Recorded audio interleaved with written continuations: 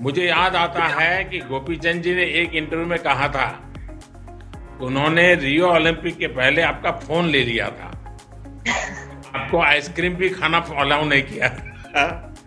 क्या अभी भी आपके आइसक्रीम खाने पर पाबंदी लगी हुई है या कुछ छूट मिली है?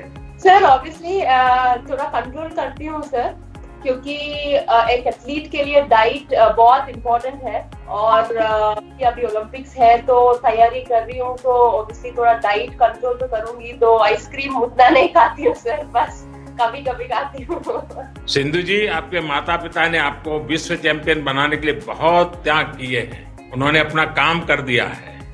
अब आपकी बारी है, आप खूब मेहनत कीजिए और मुझे विश्वास है कि इस बार भी आप जरूर सफल होगी। और जब सफलता के बाद मेरा मिलना होता ही आप लोगों से, तो मैं भी आपके साथ आइसक्रीम खाऊंगा।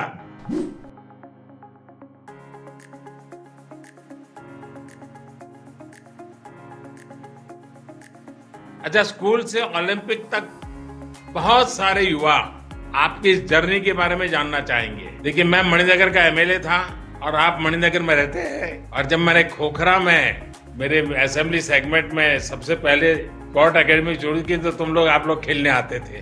तब तो जो बच्ची थी, और आज मुझे तुम्हें देखने के बाद बड़ा गर्व होता है। तो बताइए कुछ अपनी बात। सर मेरी शूटिंग की प्रोफेशनल जर्नी संस्कार धाम से ही शुरू हुई थी। मैं 10th स्टैंडर्ड में थी, तो मॉम डैड का ही कॉल था कि ठीक है आप स्पोर्ट्स ट्राई करके देख लीजिए, अगर आपको इतना इंटरेस्ट है तो कर लीजिए करके उन्होंने बोला था। तो स्पोर्ट्स अथॉरिटी ऑफ गुजरात और gun for glory shooting academy से जो एमओयू साइन हुआ था सर, तो संस्कार धाम ने उन्होंने district level sports school start किया था। तो पढ़ाई भी उधर ही होती थी, पूरा दिन हमारा ट्रेनिंग भी उधर ही होता था सर। तो सर वो जर्नी काफ़ी अच्छी रही है, क्योंकि वहीं से मैंने स्टार्ट किया। और अब जब मैं ओलंपिक्स, मेरी फर्स्ट ओलंपिक्स के लिए जा रही हूँ सर, तो बहुत प्राउड फील होता है। इतने लोगों की मदद, इतने लोगों ने मेरे इतना सपोर्ट किया, मोटिवेट किया और हमेशा गाइड किया है सर, तो काफ़ी अच्छा लगता है सर।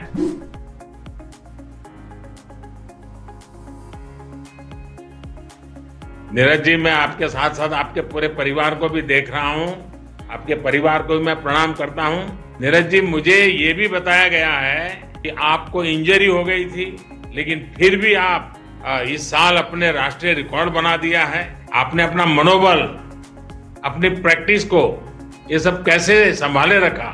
मैं मानता हूँ सर कि जो इंजरी है वो एक स्पोर्ट्स का पार्ट है। तो जो मैंने 2019 में काफी मेहनत की थी, उस साल वर्ल्ड चैंपियनशिप आपको स्पोर्ट्स की इंजरी में भी स्पोर्ट्स पर स्पिरिट दिखता है सर, क्योंकि हमारा यही सफर है। कुछ साल का हमारा करियर होता है और हमको अपने आप को मोटिवेट करना होता है। तो मेरा एक साल इसकी वजह से खराब हो गया था, क्योंकि मैंने तैयारी काफी की थी वर्ल्ड चैंपियनशिप के लिए और एशियन चैंपियनशिप के लिए, लेकिन इंजरी की वजह से वो उसमें दिक्कत होगी। फिर मैंने अपना पूरा फोकस ओलंपिक पे किया और अब दोबारा से कमबैक किया अच्छे से। मैंने फर्स्ट कंपटीशन खेला, उसमें ही ओलंपिक क्वालिफाई कर दिया था। उसके बाद फिर कोरोना की वजह से ओलंपिक पोस्टपोन हो गया, तो फिर अपनी तैयारी कंटिन्यू रखी सर। और फिर उसके बाद जो दोबारा से कंपटीशन खेले और फिर अपनी बेस्ट करके नेशनल रिकॉर्ड किया। और अभी भी सर पूरी मेहनत कर रहे हैं, कोशिश कर रहे हैं कि जितना अच्छा हो सके उतना बढ़िया करके आए ओलंपिक में। सानिया, आपने पहले भी स्पोर्ट्स के लिए सरकारी विभागों में कि उसके कामकाज को भली भांति देखा है। पिछले 5-6 साल में आपको क्या बदलाव महसूस हुआ है? जैसे मैंने कहा, आई थिंक 5-6 साल ने जब से हमारे पास कॉमनवेल्थ गेम्स हुआ है सर, तब से आई थिंक कि बिलीफ जो आ गया है कि हमारे कंट्री में से क्रिकेटर्स के अलावा भी बहुत सारे ऐसे स्पोर्ट्स पर्सन हैं जो देश के लिए नाम कमाते हैं और देश के लिए देश को बहुत अच्छे मुकाम पे पहुंचाते हैं। आई थिंक वो बिलीव धीरे धीरे लास्ट 5-6 साल में और भी बढ़ गया है। और आप तो गवर्नमेंट और से हमें हमेशा ही सपोर्ट मिलता है। मैं आपसे जब पर्सनली मिली हूँ, आपने हमेशा मुझे यही कहा है कि आप हर चीज में साथ देंगे। तो इसी तरह 5-6 साल में बहुत कुछ, और लास्ट ओलंपिक से अब ओलंपिक्स तक भी काफी सारा फर्क है। मैं 2 साल ऑफ थी, जाहिर बात है, जब मेरा बच्चा हुआ था, तो लेकिन तब से लेके अब तक मैं जो लास्ट ईयर से आई हूँ, मुझे बहुत सारा फर्क नजर आया।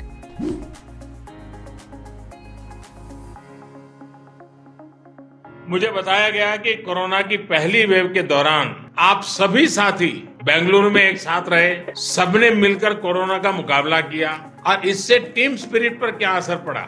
सर एक्चुअली मैं कहना चाहूंगा कि गवर्नमेंट का उस टाइम बहुत ज्यादा सपोर्ट रहा था, क्योंकि हम लोग यहाँ पे बेंगलोर में कैंप में थे। तो उस वक्त ये था कि हम लोगों ने ऐसे अपनी टीम को कैसे हम लोग स्ट्रॉन्ग कर सकते हैं उसके ऊपर काम किया। हम लोगों ने एक दूसरे के प्लेयर के बैकग्राउंड के बारे में जाना कि हाँ कि किससे कैसे प्लेयर ने अपना बैकग्राउंड स्टार्ट किया, कैसे उनकी फैमिली ने सेक्रीफाइस किया कि अपने बेटों अपने बच्चों को यहाँ तक पहुंचाने के लिए।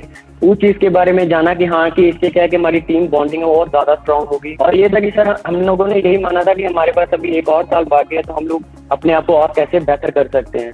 तो हम लोगों ने दूसरी टीम के बारे में स्टडी की, कैसे उनका क्या प्लस पॉइंट्स है, क्या वीक पॉइंट्स है, कि कहाँ पे हम लोग उनको हर्ट कर सकते हैं। तो ये चीजें काफी हमारे लिए हेल्पफुल रही सर। आपसे मेरा सवाल जरा थोड़ा हट करके है।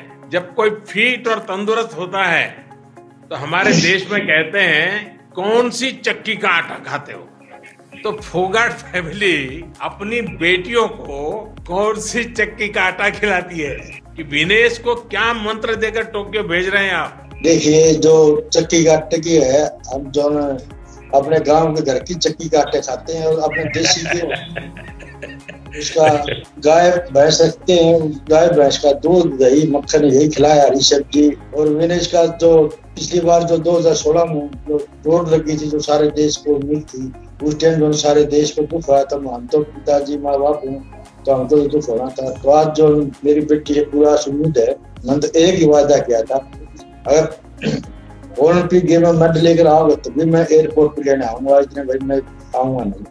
और आज भी मैं लगा हूँ इस चीज पर। आज मुझे विश्वास है, पिछली बार तो मेरी बेटी रह गई थी, लेकिन अब की बार ओलंपिक में पूरी आस उम्मीद है। जनो इसके पिछले टूर्नामेंट देख लो, इन्हें लगती जो अपने जो आगे बढ़ाते रही है, मेडल लेती है। तो अब की बार मेरी बेटी में पूरा विश्वास भरोसा है, अब की बार भी गोल्ड मेडल लेकर आएगा, मेरे सपना पूरा करेगी।